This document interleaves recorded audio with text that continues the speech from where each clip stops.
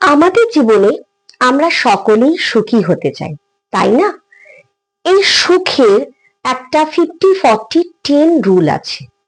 আসুন আজ সেটা নিয়ে আলোচনা করি। সেটা কি? 50% অফ আওয়ার হ্যাপিনেস, যেটা সুখ, সেটা জিন দ্বারা বাহিত হয়।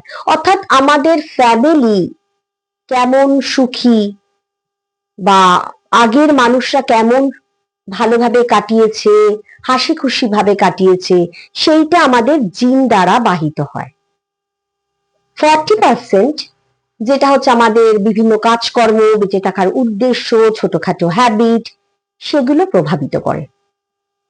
আর 10% বর্তমানে ঘটে যাওয়া ঘটনা, অর্থাৎ খারাপ হলে অ্যাক্সিডেন্ট হতে পারে বা ভালো হলে লটারি পাওয়া হতে পারে, এইভাবে প্রভাবিত হয়।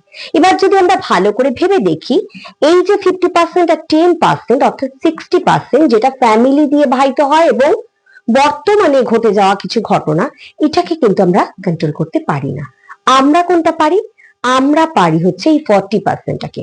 অর্থাৎ আমাদের কাজকর্ম, আমাদের বেঁচে থাকার উদ্দেশ্য, আমাদের বিভিন্ন হবি, আমাদের ছোটখাটো হ্যাবিট, এগুলো দিয়ে আমরা কিন্তু সুখী হতে পারি।